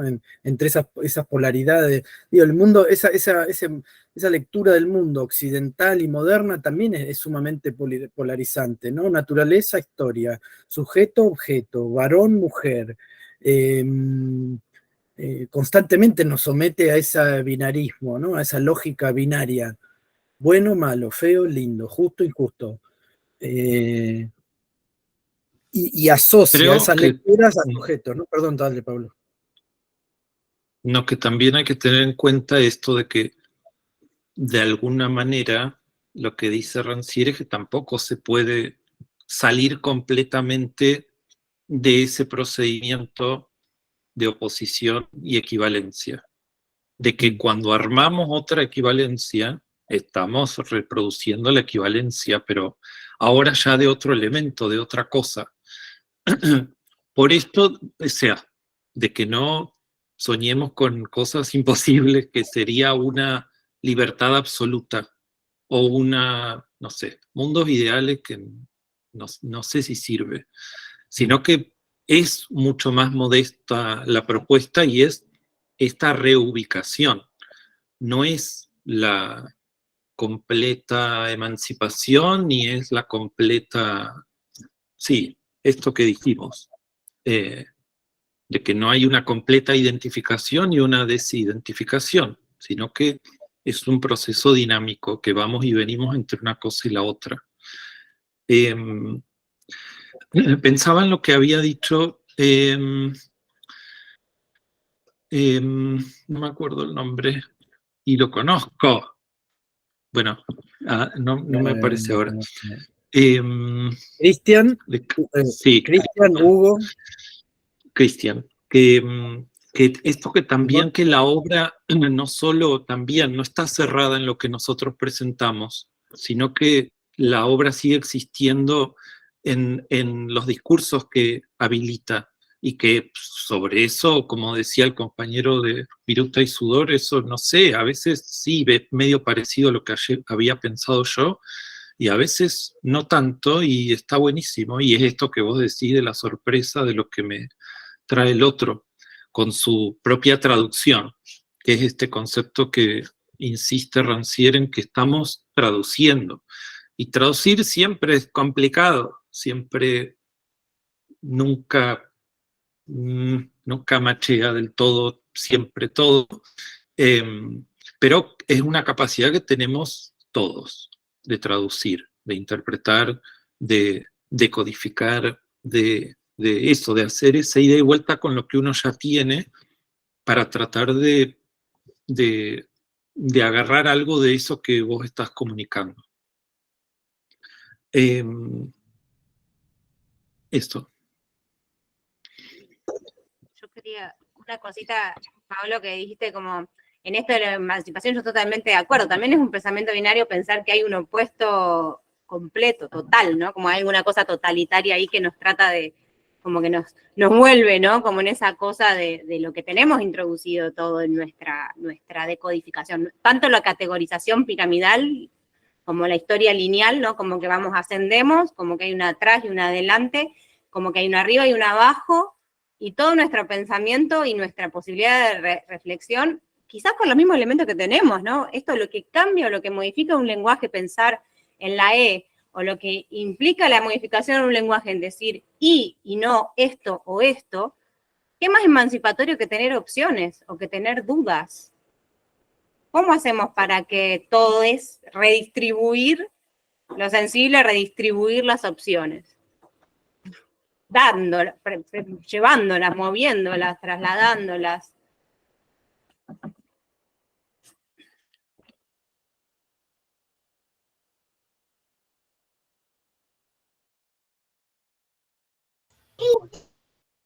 Quería agregar, perdón la interrupción, pero quería agregar el tema este que mencionaba también Paolo, de que tiene que ver con la traducción o la interpretación, como mezclando un poco más los lenguajes. En el momento de pandemia nos juntábamos para hacer con una traductora de señas, con una intérprete, perdón, de señas, y nos explicaba la diferencia entre traducir e interpretar, que por ejemplo en las señas se interpreta, no se traduce, que es algo lindo que también nosotros en términos escénicos, porque no hay una traducción de la idea que los artistas, sino que hay una interpretación.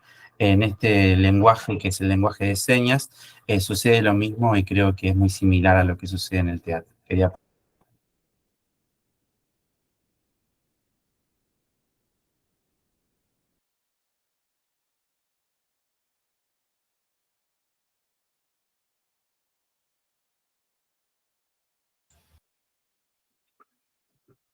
Bien. Bueno, súper interesante, che, todos los planteos, la verdad, muy bueno. ¿Alguien más que quiera contribuir a la confusión general?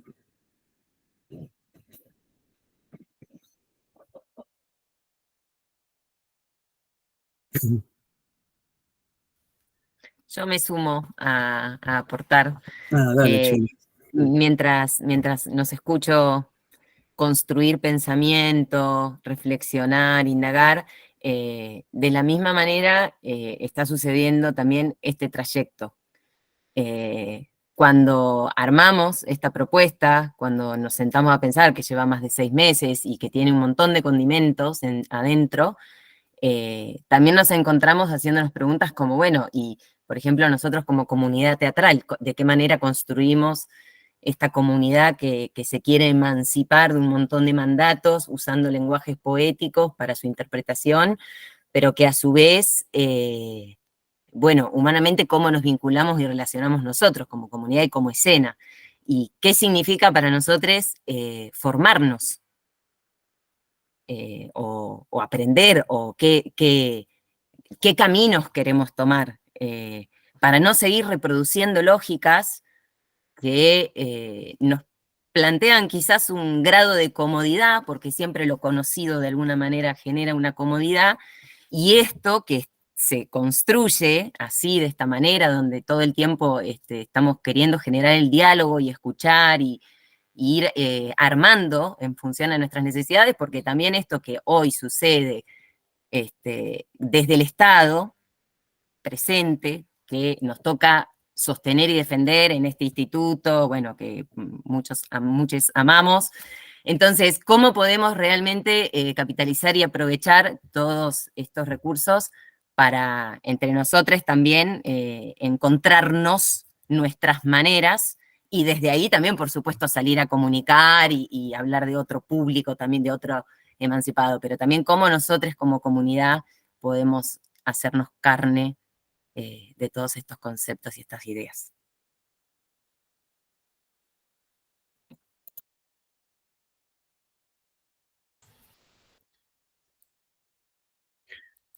Muy bien. ¿Alguna otra contribución que quieran compartir o charlar?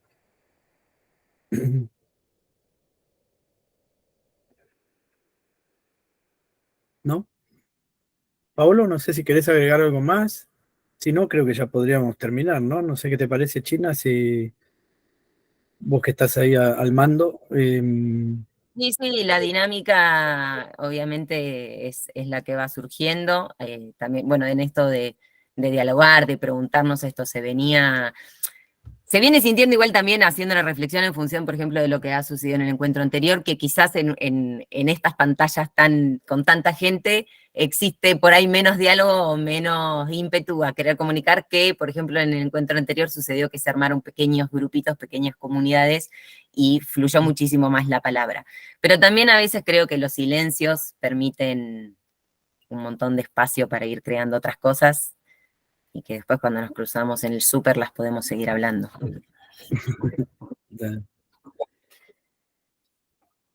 Bien, Paolo, no sé si querés decir algo. Yo por mi parte me despido, muchas gracias por la atención, la verdad que me disculpo por no haber participado de los otros encuentros, pero bueno, siempre me aparecían otras tareas que aparecían como urgentes y no lograba conciliar los tiempos. Así que bueno, muchas gracias por la atención, por las discusiones, la verdad que ha sido sumamente interesante. Y bueno, Paolo, no sé si vos querés decir algo. Yo ya me despido. Sí. No, lo mismo digo. Con quienes puedan, nos vamos a ver en algún momento. Repito que estamos a disposición para que nos hagan preguntas por privado si quieren. Más específicamente sobre las obras que por ahí creo que no quieren hablar mucho de eso en la reunión general, pero eso, si hay algo más específico con las características específicas de una puesta en escena o un texto, si quieren hacernos alguna consulta, es bienvenida.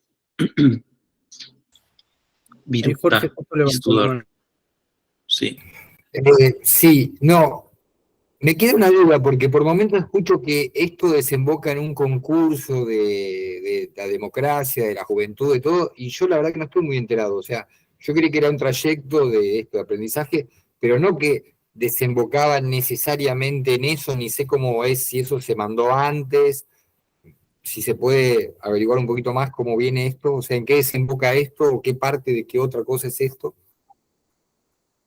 Ahora si Explícale, quieren Chino. cuento. Sí, dale, de una.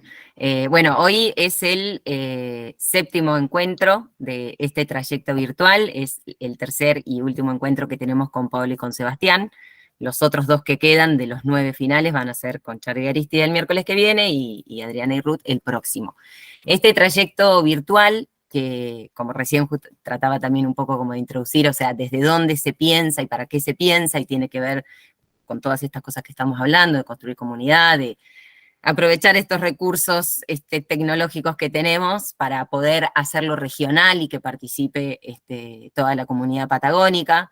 Hay una cuestión obviamente que tiene que ver con los costos y con los presupuestos por los cuales no se puede hacer presencial y de los tiempos de cada quien. Entonces se pensó este trayecto virtual. En el mes de marzo de este año salió un concurso de producción de obra para la región patagónica, estuvo abierto cerca de 2 meses, que proponía dentro de sus bases y condiciones la obligación de quienes accedían a ese concurso de transitar este trayecto. Porque creemos que es importante que si sale un concurso de producción de obra, se pueda acompañar a esos elencos que han decidido hacer teatro con el eje de los 40 años de democracia destinado a público adolescente. Nos parecía que era importante poder acompañar esa producción y se armó este trayecto virtual ya desde entonces que se venía pensando. Entonces, se decidió que sea abierto a toda la comunidad patagónica, que no solamente las personas que accedían al concurso de producción de obra tengan la posibilidad de realizarlo, sino que pudiera ser abierto a toda la comunidad patagónica. Eso es por un lado. Y bueno, el devenir de las situaciones hicieron que sea posible que sobre el final de este trayecto, quienes sí resultaron beneficiarios del concurso de producción de obra, puedan hacer un entrenamiento presencial 1, 2 y 3 de septiembre va a ser ese encuentro, ya específicamente abocado a esas producciones de obras, que tienen que tener como fecha de estreno máximo el mes de diciembre, por las bases y condiciones de este concurso, se va a hacer, bueno, el 1, 2 y 3 de septiembre con Charo y Arístides. Porque también, obviamente, la cuestión más teatral y de actuación, cuando le propusimos a Charo y Arístides hacerla virtual, viste, no decían ni, pero nos cortan las piernas, porque claro, o sea, hay un montón de cuestiones que todo bien con la pantalla, pero se necesita el cuerpo para poder entrenarlas. Bueno, eso hizo que, por supuesto, tiene que ser acotado, pero igual aún así van a ser, hay personas de todas las provincias, son en total unas 25 personas que van a estar entrenando. Tampoco Charo y Arístides admitían un grupo más numeroso que ese, de hecho ya están un poco asustados con este número. Pero bueno, vienen más o menos un promedio entre 6 a 3 personas de las 6 provincias de la Patagonia, desde La Pampa hasta Tierra del Fuego. Así que va a ser una instancia de encuentro, de creación, que esperamos que también, ya que hay gente de todas las provincias, esas personas resulten multiplicadoras en sus territorios, aprovechen los subsidios de asistencias técnicas que tiene el instituto, y entonces ya se pueden estar vinculando también, y bueno, y que siga creciendo también con autonomía y con independencia y con emancipación, cada vez más esta actividad teatral, y bueno, podemos multiplicarla, eso sería. Hay un montón de manos, no, 2 manos levantadas, Vero y Virginia, no sé quién estaba primero. Hola, no sé, ahí puedo. Bueno, yo soy Virginia Villarejo, yo estoy en Río Grande, Tierra del Fuego, y particularmente este trayecto me resultó muy interesante porque si bien yo no participé de ese concurso, el hecho de poder acceder a todas estas charlas y a esta capacitación a mí me ha abierto como un universo muy interesante, porque digamos que hace un tiempo que estoy con una idea, que quiero hacer una obra, presentar algo en relación al pueblo Selknam, y le estoy dando muchísimas vueltas en mi cabeza, hace años que quiero. Y es como que en este último tiempo se ha ido como, ya tiene una dirección hacia, ya voy tomando ideas y yo ya estoy pensando qué es lo que puede, cómo podría llegar a ser esa producción.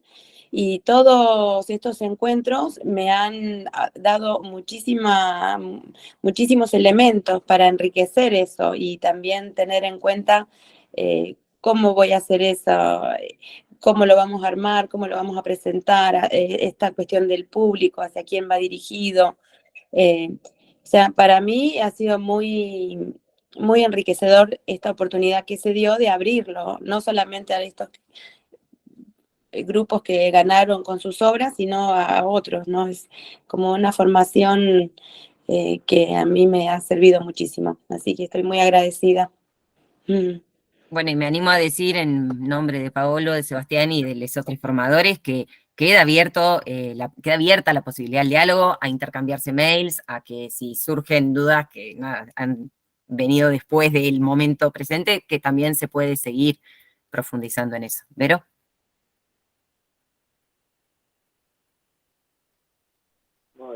Hola, bueno, gracias. Alucinante. Todo lo que pude escuchar fue un poco cortado para mí porque estaba entre escuela, casa, estudiante, cosas en el medio, pero todo lo que escuché me movilizante y sobre el final se me abre esto de pensar lo de los procesos, la producción y como el espectador emancipado, según esto de Rancière y todo lo que se estuvo hablando, y se me viene ahí un puente que es algo que estamos hablando como del estreno para afuera, ¿no? O para allá. Y pienso, ¿qué pasa del estreno para acá? Pensando en los procesos creativos, ¿no? En tanto proceso de producción. Y pienso en qué pasa con esa emancipación el término de Rancière, del proceso creativo, y se me vienen reflexiones que vengo compartiendo con algunos colegas sobre las horizontalidades posibles en los procesos de construcción y en esa liminalidad en los roles, ¿no? Que para mí eso de alguna manera aporta este sentido de comunidad, como lo venimos hablando también hoy, ¿no? Para traer las mismas palabras de lo que se fue hablando. Pero pensando como en el adentro, ¿no? En la cocina de eso. Y en que ahí también se generan como esos espacios vacíos o incompletos, ¿no? Que rompen con ese saber, ¿no? Me parece que ahí hay algo para transitar también interesante pensándolo desde este marco teórico. Bueno, eso, como la horizontalidad, los espacios, la incompletud, y cómo esa incompletud, ¿no? Que son esos espacios abiertos, disponibles o disponibilizados para eso, se trasladan después al del estreno para allá también, ¿no? Como generarlos desde antes. Digo, no sé si se entiende lo que quiero decir, como no pensar la obra parida ya con esto, sino como vivirlo antes, en carne propia, desde el proceso, desde el rol que sea que te toque producir una obra, ¿no? Lo mismo con las clases, por ejemplo, ¿no? Eso pensaba. No sé si fue Sí, se entiende, Vero.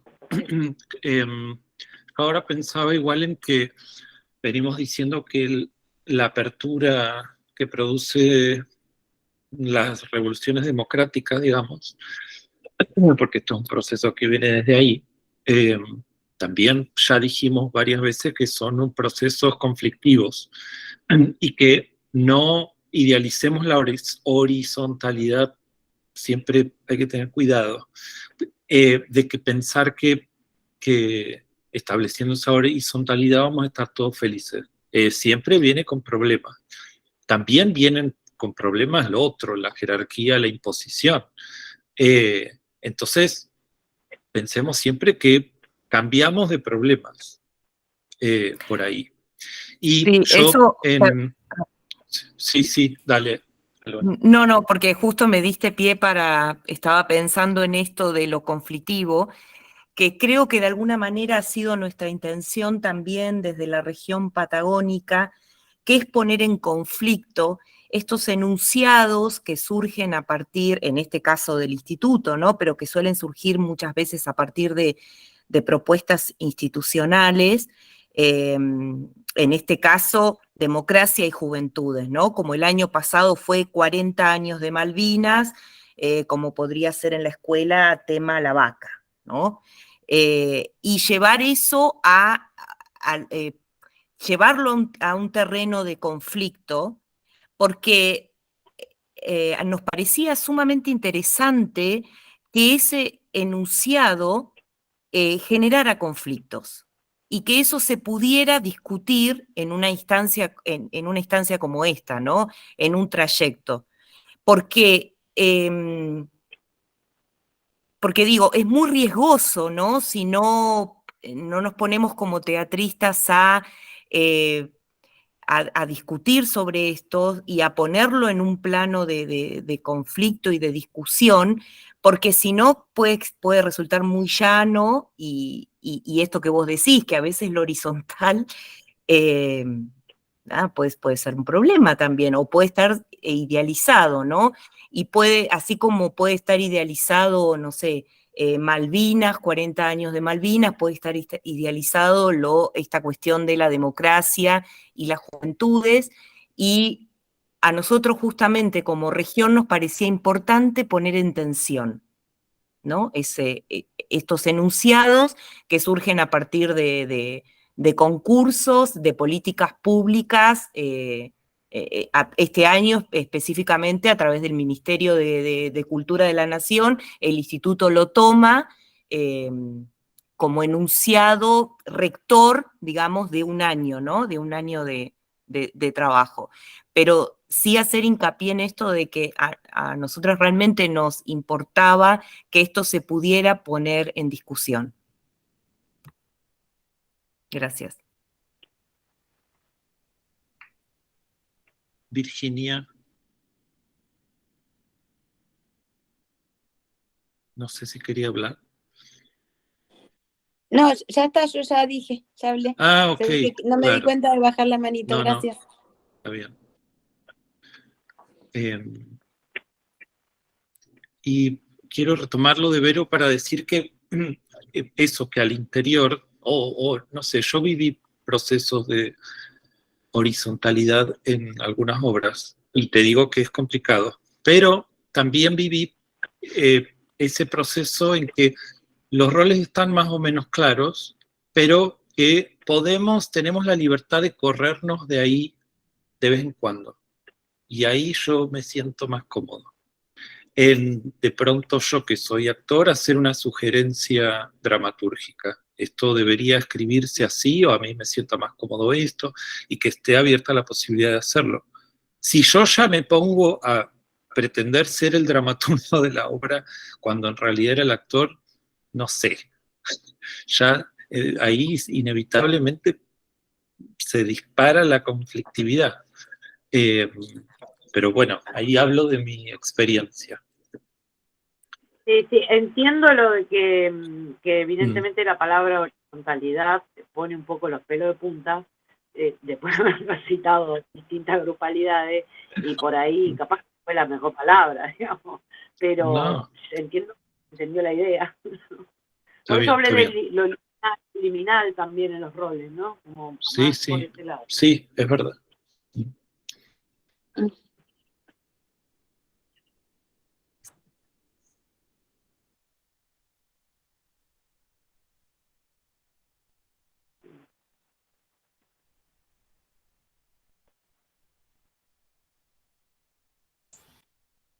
No sé si nadie está hablando o yo quedé fuera de la reunión. No, creo que nadie estaba hablando. Ah, bien. Pensé que se me había cortado. Bueno, son 20:59. Está el micrófono abierto para quien quiera igual decir algo. ¿Salvo habías levantado la mano? Sí, levanté la mano, pero es para una propuesta al grupo que después dije, después le escribo y les va a llegar por sol. un pedido, una pregunta para nutrir una parte de la investigación que estoy haciendo, que se las quería sugerir al grupo, pero después lo hago por escrito, que es más fácil y que lo puedan encuadrar y elegir si quieren sumarse o no. Es unas preguntas, nada más. Para la producción de obra que estás haciendo. Sí, para la investigación teórico-práctica que acompaña la obra y para estimular también justamente la parte del proceso escénico en la que la obra está. Bueno, ya saben, entonces van a recibir una propuesta de Salomé. Bueno, y si es así, entonces agradecemos muchísimo a Sebastián y a Paolo por haber aceptado este desafío, por habernos acercado tantas propuestas. Bueno, ahí les llenan de aplausos. Así que, bueno, y que siga, digamos, esto no es una despedida final, y también a nosotros nos quedan 2 encuentros más. Y después la evaluación, que estaría buenísimo que sea una tarea colectiva y que podamos seguir encontrando las formas que mejor querramos para formarnos y compartir. ¿Alguien levantó más la mano? No, Patricia, pero dice que no. Bueno, muchísimas gracias a todos. Gracias a ustedes, un abrazo. Chau, chau, gracias. Gracias, chau, chau. Adiós. Gracias. Muchas gracias. Chao, buenas noches. Buenas noches.